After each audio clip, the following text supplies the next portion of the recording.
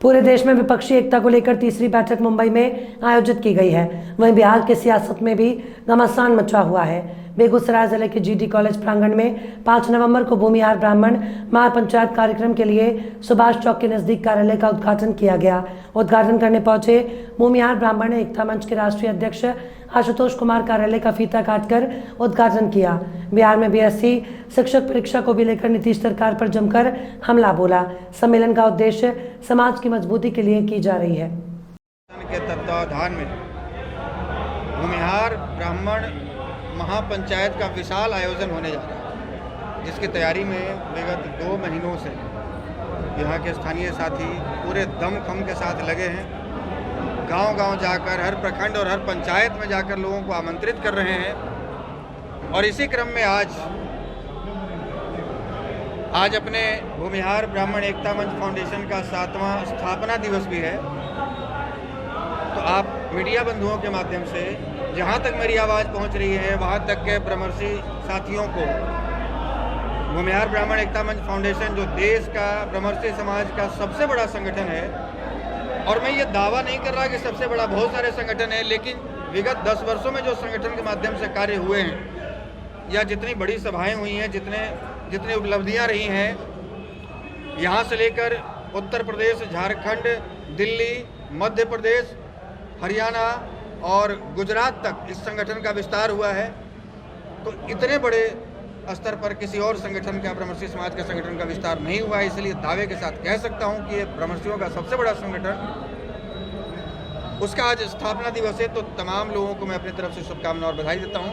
और आज ही के दिन हम लोग सुभाष चौक पर भूमिहार ब्राह्मण महापंचायत के नाम से ही, चूँकि जो महापंचायत आगामी 5 नवंबर को होने जा रहा है जीडी कॉलेज बेगूसराय में, उसी महापंचायत के नाम पर ही एक कार्यालय का शुभारंभ आज के दिन में हो रहा है। उसी अवसर पर हम लोग सब एकत्रित हुए हैं और यहाँ से संकल्प लेकर जाएंगे कि संगठन की जो अब तक उपलब्धियाँ रही हैं, आगामी जो कार्य योजना है, जो संगठन का उद्देश्य है, देश भर के ब्रह्मर्षि समाज के घर घर तक हम लोग इसके उद्देश्य और संकल्प को पहुँचाएंगे।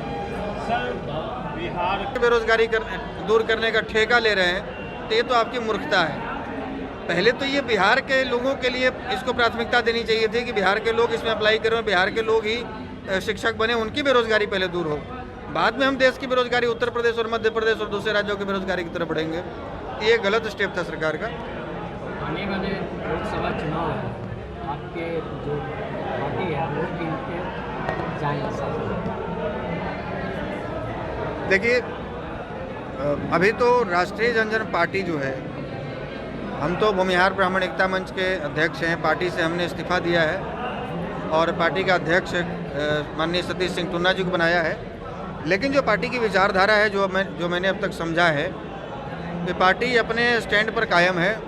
और हमारे लिए, चूँकि हमने किसी के साथ पहले भी कहा था और आज भी कह रहे हैं कि हम किसी के साथ एग्रीमेंट नहीं किए हैं कि हम जाएंगे तो आप ही के साथ और फलाने के साथ नहीं जा सकते हैं। जो हमारे जिस समाज के अधिकार की बात हम लोग करते हैं, सर्वदल के साथ, सर्व समाज के साथ साथ में जिस वर्ग की बात हम लोग अधिकार की बात करते हैं, उस वर्ग की बात, हमारे लिए योजनाएं, हमारे लिए, हमारे गरीब सवर्णों के लिए सरकार के पास जिन गठबंधन या घटक दलों के पास उनके चुनावी घोषणा पत्रों में विशेष रूप से योजनाएं शामिल की जाएंगी, चाहे वो सवर्ण आयोग के संवैधानिक दर्जा देने की मांग हो, चाहे EWS को उम्र सीमा और परीक्षा शुल्क में छूट दिलाने की मांग हो, चाहे हम लोग जो शुरुआत से मांग रखे हैं कि प्रत्येक जिला में परशुराम छात्रावास बनाया जाए, जैसे अम्बेडकर छात्रावास बनाया, जैसे कर्पूरी छात्रावास बनाया, जैसे लोहिया छात्रावास बना है, जैसे नीतीश जी OBC छात्राओं के लिए छात्रावास बनाए, उसी प्रकार से और भी कई मांगे हम लोगों की। तो इन मांगों में ये नहीं कहता कि तमाम हमारी मांग मान लीजिए, लेकिन एक हाथ से तो ताली नहीं बजेगा, ताली दोनों हाथ से बजाना होगा। यदि हम आपके साथ जा रहे हैं तो आपको भी हमारी बात करनी होगी, और नहीं कीजिएगा तो फिर हम स्वतंत्र हैं, फिर हम अकेले ही मैदान में आएंगे। लेकिन एक अनुमान के मुताबिक 2000 से अधिक छात्रों को बिहार के विभिन्न जिलों में, विभिन्न प्रखंडों में हम लोगों ने रहने की व्यवस्था करवाई थी।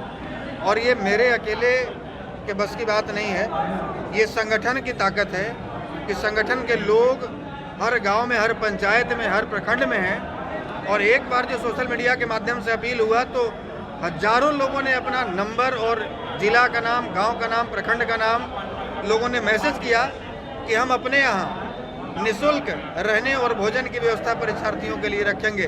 और आपको बताते हुए बहुत गर्व महसूस हो रहा है कि हमारा समाज एक वास्तव में जिसको समाजवादी कहते हैं वो समाज रहा है, पोषक कह सकते हैं, जिसको आज शोषक के रूप में आज जिसको प्रस्तुत लोग कर रहे हैं।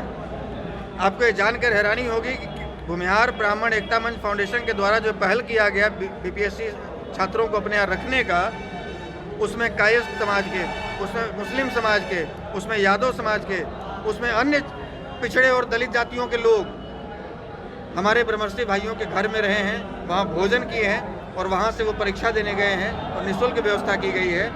तो समाज में एक समन्वय बनाकर चलने का जो काम हमारे पूर्वज पहले से करते आए हैं, ये जो ऊपर में आप देख रहे हैं जितने भी हमारे धरोहर, ये हमारे प्रेरणा स्रोत हैं। और इसमें से कोई ऐसा चेहरा आपको नहीं दिखेगा जो केवल अपनी जाति के लिए लड़ा, वो सबके लिए लड़े, सबके अधिकारों की बात की है। तो हम सबको लेकर चलने वाले लोग हैं। बीपीएससी परीक्षा शुरू हुआ है, अभी से छात्र जो है यूपी से नजर आ रहे हैं और यूपी सरकार को बोले तो आप रोजगार नहीं था, इसीलिए बिहार में छात्र ने फॉर्म भरा है। आप इसको किस तरह देखिए 20% दूसरे राज्यों के लिए, जो अन्य राज्यों के जो है, जैसे यूपी पीएससी होता है या